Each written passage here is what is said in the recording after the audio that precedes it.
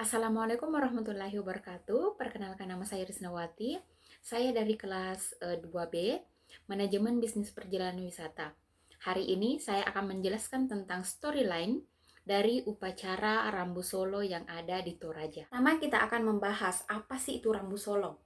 Rambu Solo adalah sebuah upacara pemakaman secara adat yang mewajibkan keluarga almarhum untuk membuat sebuah pesta sebagai tanda penghormatan terakhir pada mendiang yang telah pergi. Kata Rambu Solo dalam bahasa Toraja yang secara harfiah berarti asap, yang arahnya ke bawah. Asap yang arahnya ke bawah artinya ritus-ritus persembahan atau asap untuk orang mati yang dilaksanakan sesudah pukul 12 ketika matahari mulai bergerak turun. Rambu Solo sering juga disebut dengan aluk rampe matampu, ritus-ritus di sebelah barat, sebab sesudah pukul 12 matahari berada di sebelah barat. Oleh karena itu ritus ini persembahan dilaksanakan di sebuah rumah tongkonan, rumah adat Toraja.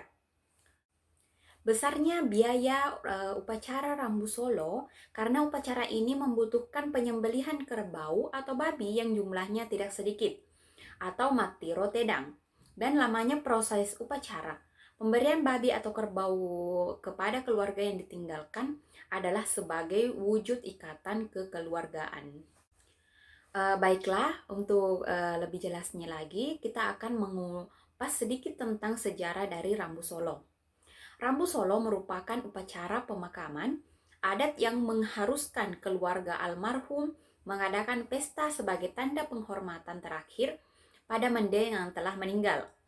Upacara adat Rambu Solo ini sudah dimulai kira-kira pada abad ke-9 dan dilaksanakan turun-temurun sampai saat ini. Secara harfiah, dalam bahasa Toraja, arti kata Rambu Solo adalah asap yang asalnya arahnya ke bawah. Maksud dari asap arahnya ke bawah adalah ritus-ritus persembahan atau asap untuk orang mati yang dilaksanakan sesudah pukul 12 saat matahari mulai turun atau terbenam. Istilah dari Rambu Solo itu sendiri terbentuk dari 3 kata, yaitu aluk atau keyakinan, rambu atau asap atau sinar, dan turun.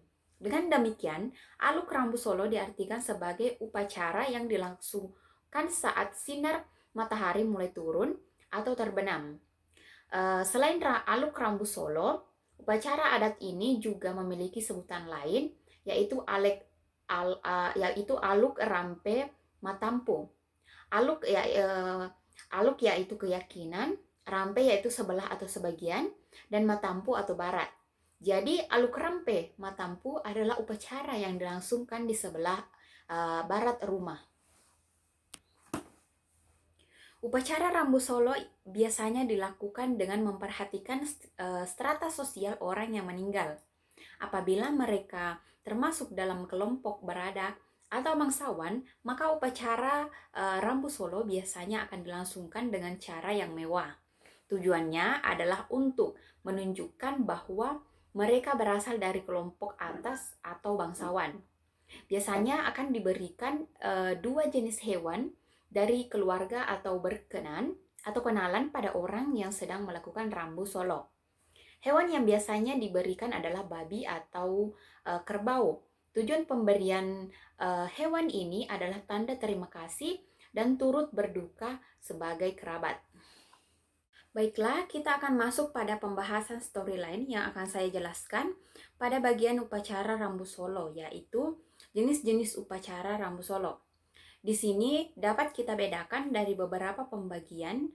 Jenis upacara ditentukan oleh status sosial orang yang meninggal. Dalam masyarakat Toraja dikenal sebagai tanah atau kelas sosial atau strata.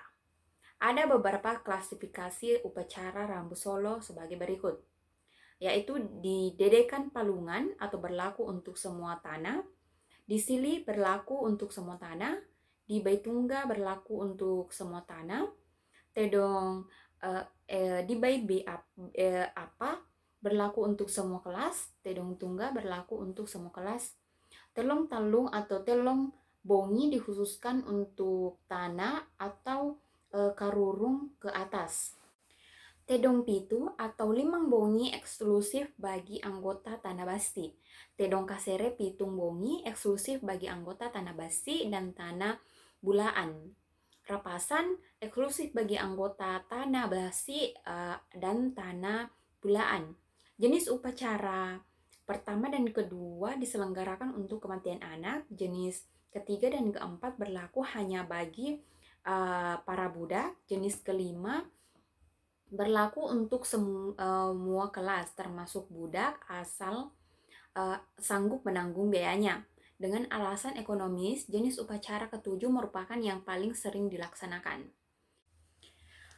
Mengapa upacara harus dibagi menjadi beberapa jenis? Karena ini sudah menjadi ciri secara turun-temurun, di mana keluarga dari strata atas memiliki upacara yang berbeda dari keluarga yang berada di strata bawah atau menengah. Dan hal ini menjadi perbandingan mengapa harta kekayaan orang Toraja dilakukan untuk penguburan. Sebabnya harta harus dikembalikan kepada masyarakat dalam bentuk sosial supaya membiasakan anak-anaknya atau mendiang tidak tergantung pada warisan.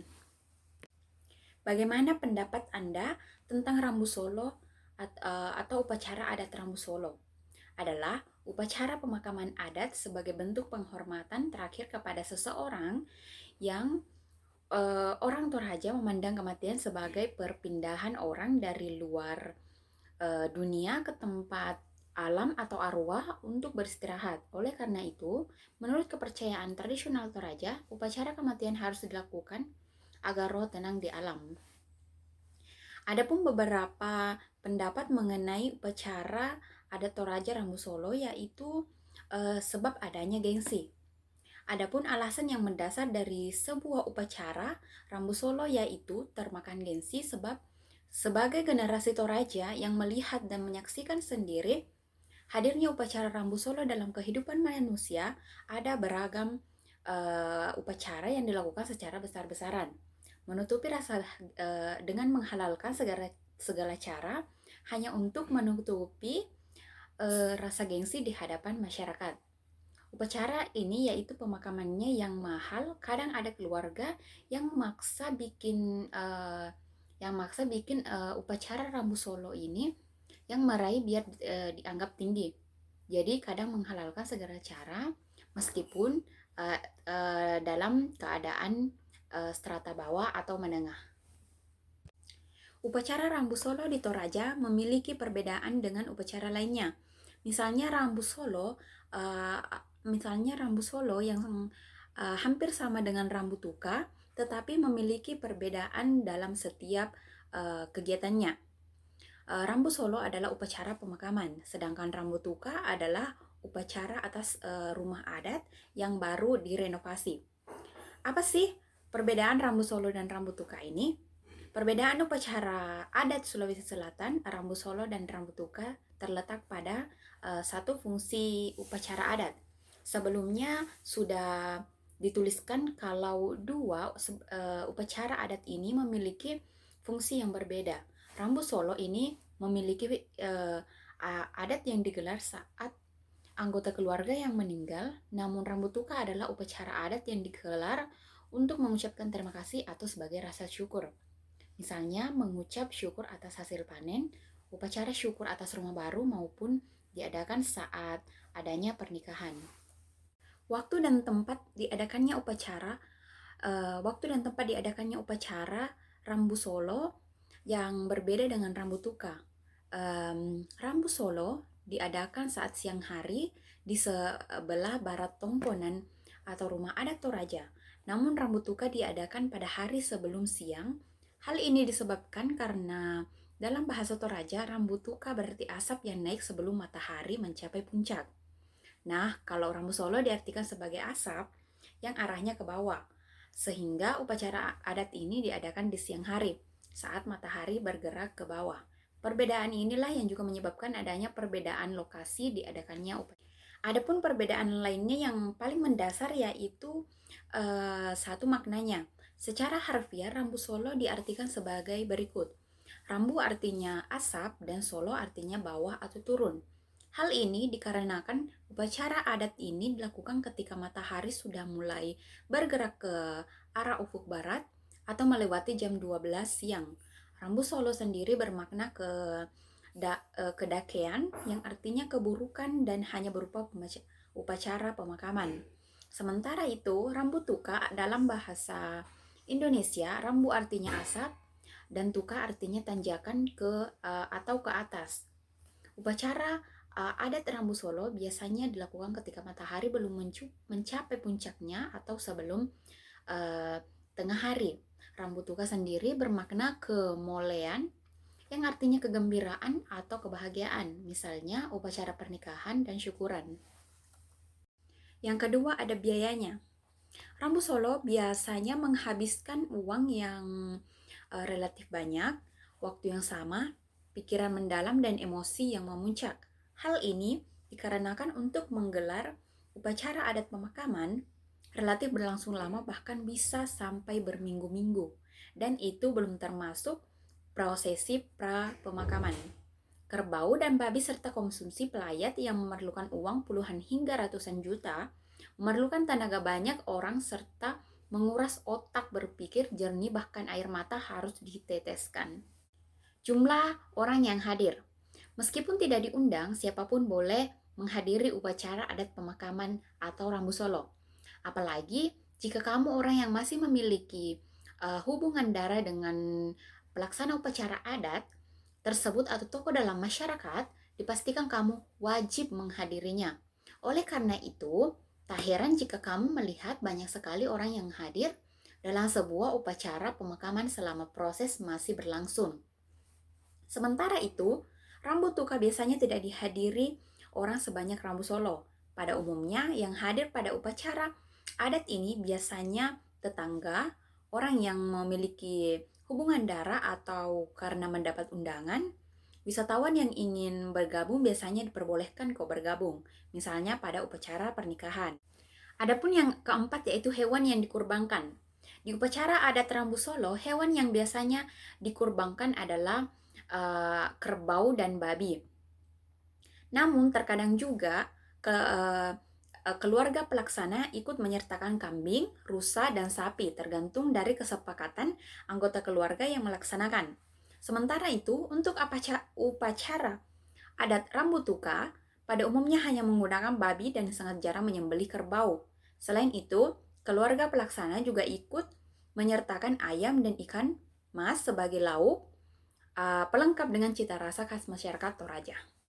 Tujuan, upacara adat rambu solo merupakan ajang untuk menghormati anggota keluarga yang telah meninggal dengan cara menggelar prosesi pemakaman sebaik dan semaksimal mungkin. Sementara itu, rambu tuka merupakan proses memanjatkan puji dan syukur kepada Yang Maha Kuasa atas berkat yang dilimpahkannya.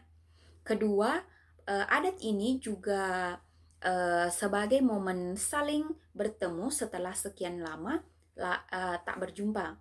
Namun tak dapat disangkal jika kini upacara adat rambu solo maupun rambu tuka dijadikan momen oleh oknum tertentu untuk berjudi atau memamerkan kekayaan yang dimilikinya. Buktinya bisa kamu lihat dalam tradisi adu kerbau atau ayam yang kini marak disusupi transaksi judi. Adapun warna yang digunakan. Pada upacara adat rambu solo, masyarakat pada umumnya menggunakan warna hitam, pakaian serba hitam sebagai tanda ikut berduka. Cita serta kain panjang yang melintang di sekitar bangunan lokasi upacara berwarna merah, dan untuk rambu tuka sendiri menggunakan kain panjang yang berwarna kuning. Warga yang datang boleh menggunakan baju apapun yang berwarna terang atau mencolok sebagai tanda ikut bergembira. Nah, itulah perbedaan secara umum tentang upacara adat rambu solo dan adat rambu tuka yang biasanya dilakukan oleh suku Toraja.